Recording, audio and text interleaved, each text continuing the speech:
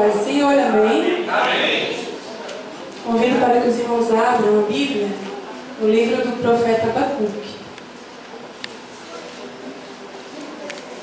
capítulo 2.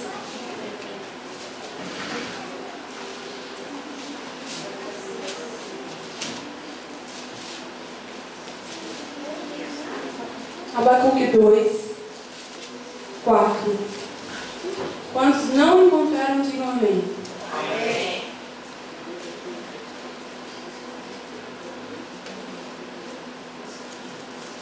Fica antes de Sofonias, antes de Ageu,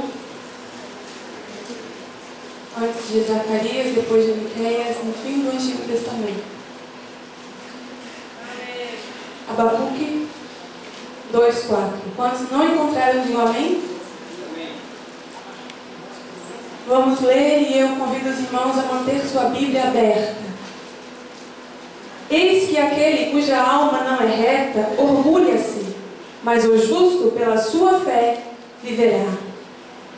E agora o capítulo 3, verso 2, que diz o seguinte: Ó Senhor, ouvi a tua palavra e temi. Aviva, ó Senhor, a tua obra no meio dos anos. No meio dos anos, torna-a conhecida. Em tua ira, lembra-te da misericórdia. Com a Bíblia aberta, pode sentar, irmãos. O profeta Abacuque, que foi um dos profetas menores, ele foi designado por Deus para profetizar sobre o reino de Judá, que foi o reino dividido do sul, o qual pertencia à tribo de Benjamim e à tribo de Judá.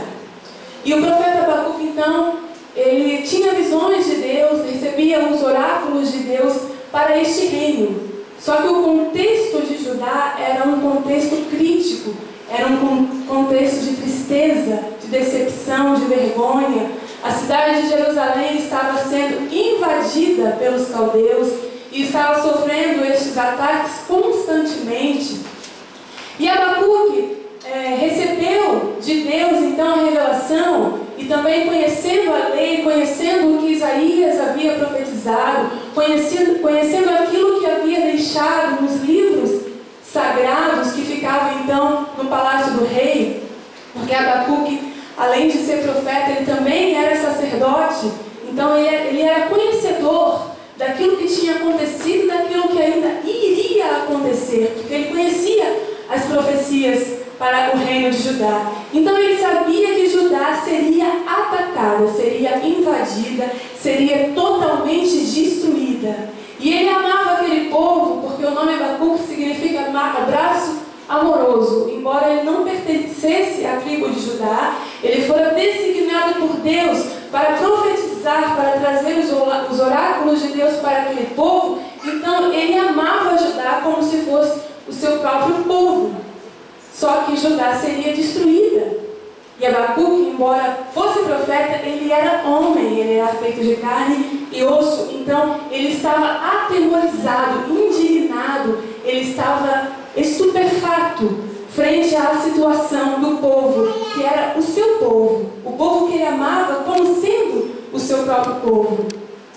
Então ele começa o seu livro perguntando para Deus, no capítulo 1, por que, Deus, o Senhor permite que os caldeus, a cidade de Babilônia, então, faça esses ataques contra o povo que é o seu próprio povo? Porque Deus havia idealizado Israel, Deus havia então projetado Israel para ser o seu próprio povo. E Deus então levantou esta nação, levantou este reino em cima de uma impossibilidade.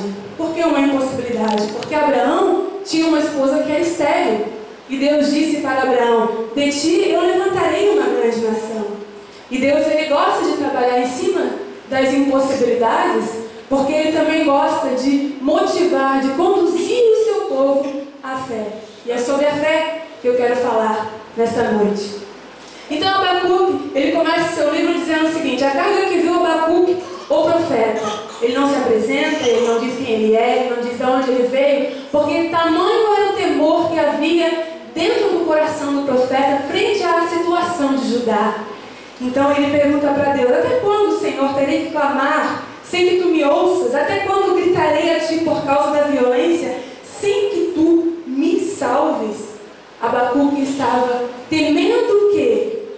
reino de Deus, o povo que era o povo de Deus, acabasse naquele momento, destruído pelos caldeus, que era uma nação terrível e temível, era uma nação mais injusta do que o reino de Israel, do que o reino de Judá.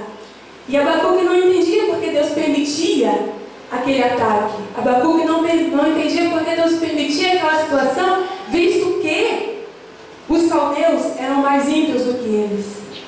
Só que a resposta de Deus para o profeta vem logo na sequência do livro. O livro de Abacuque tem apenas 3 capítulos, por isso ele é um dos profetas menores.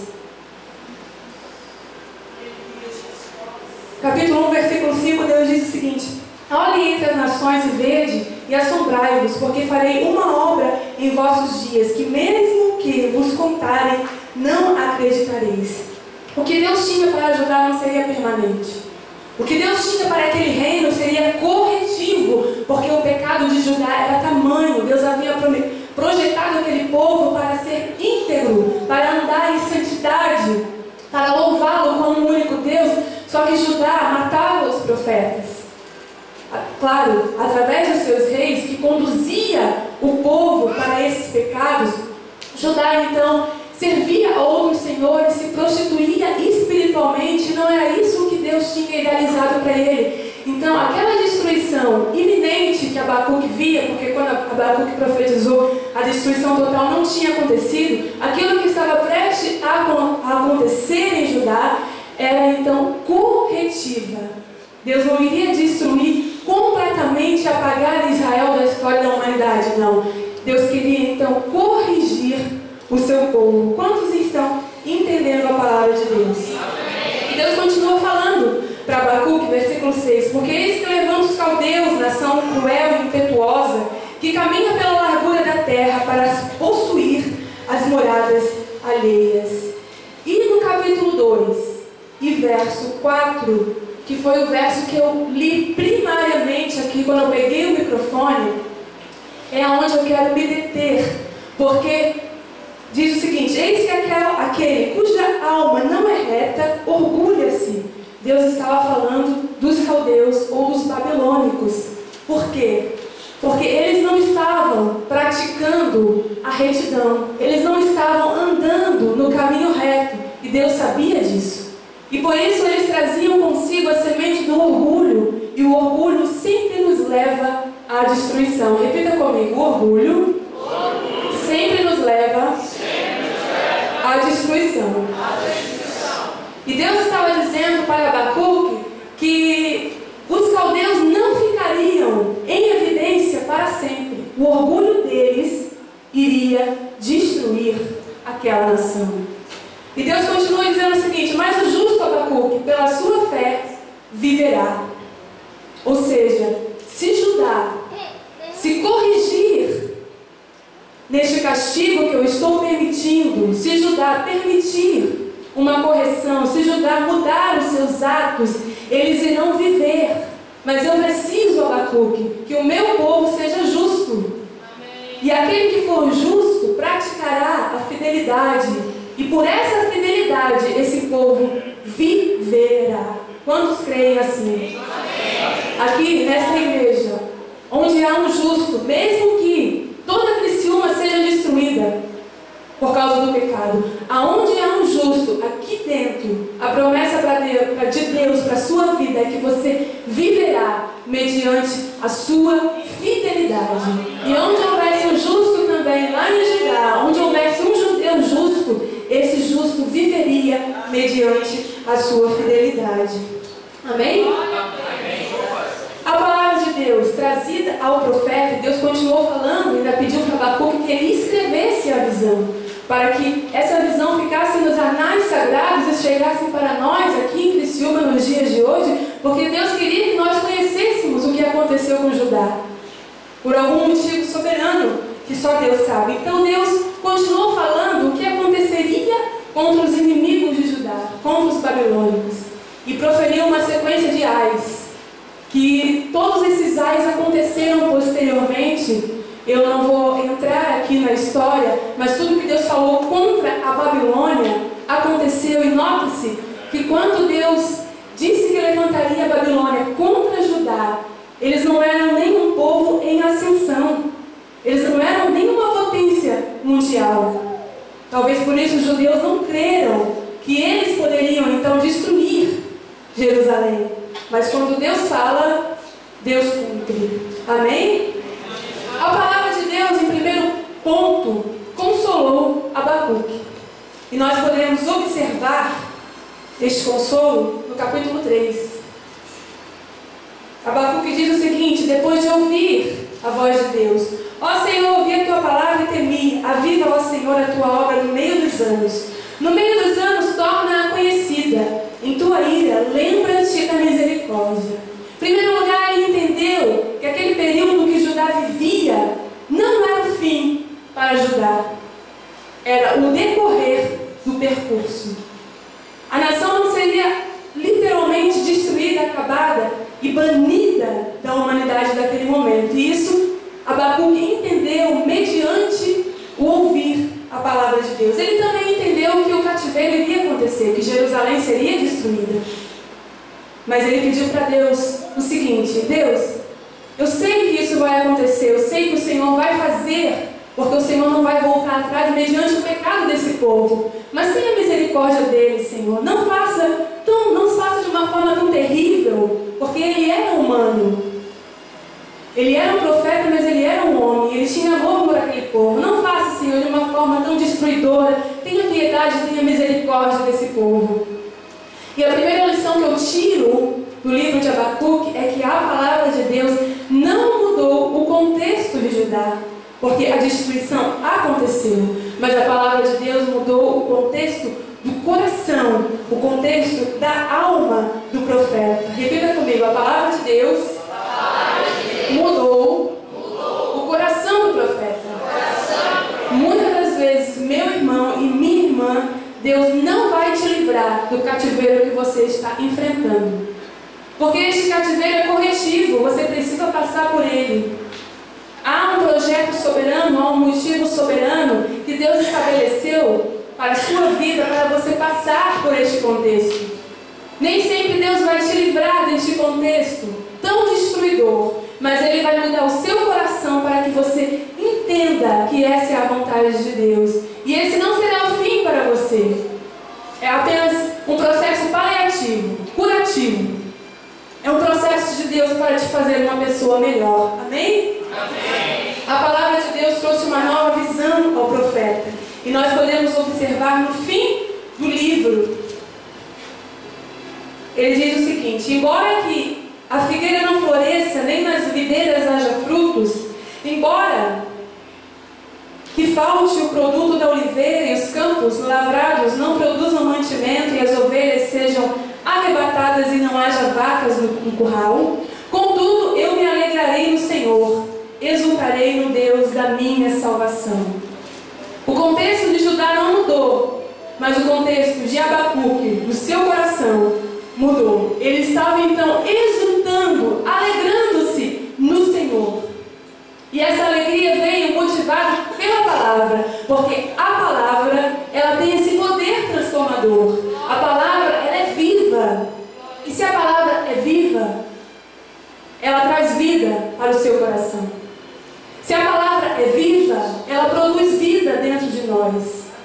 Se a palavra é viva, Deus lá no começo de todas as coisas, mediante esta palavra, trouxe à existência aquilo que não existia. Trouxe vida àquilo que estava morto, aquilo que nem existia. A palavra tem esse poder transformador. A palavra também é eficaz. Ela cumpre o propósito para que foi designado. Por isso precisamos, irmãos, desta palavra. É esta palavra aqui que vai nos levar adiante. Essa palavra que não vai nos permitir a passarmos por este mundo, porque este mundo é um mundo de sofrimento, de decepção, de dor, de tristeza. Muitas pessoas, porque não têm essa palavra, se matam. Muitas pessoas, porque não têm essa palavra, estão nos hospícios, nos hospitais, com doenças que não são físicas, mas que são espirituais. Muitas pessoas que, porque não têm essa palavra, estão vivendo decepções, angústias, com vontade de morte, com vontade de ir embora, com vontade de ir para o inferno, de ir para qualquer lugar. essa palavra é a única palavra que produz vida dentro dos nossos corações. Assim como ela fez com o profeta Abacuque, ela continua fazendo nos nossos dias. E o que me chama a atenção, para já finalizar também, que a hora é avançada, é o que Deus disse para Abacuque com relação à fé.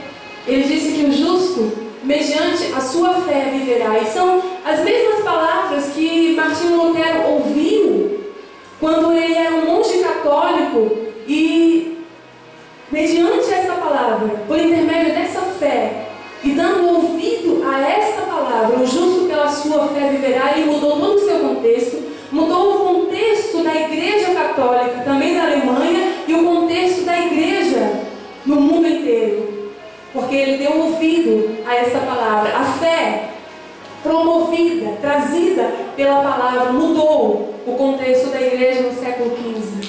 Essa fé também muda o nosso contexto. E eu quero que os irmãos abram para falar da fé e para finalizar em Hebreus 11, porque foi essa fé trazida pela palavra que mudou o coração de Abacuque. É essa fé que muda o seu coração. Hebreus 11:1 diz o seguinte: ora, a fé é o firme fundamento das coisas que se esperam, a prova das coisas que se não vê.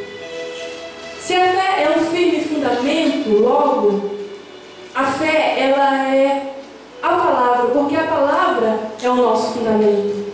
Logo, quem não tem essa palavra aqui, também não tem fé, porque a fé é o fundamento. Tem muita gente que não tem essa palavra, e ela tem um fundamento que não é essa palavra. Mas a fé, ela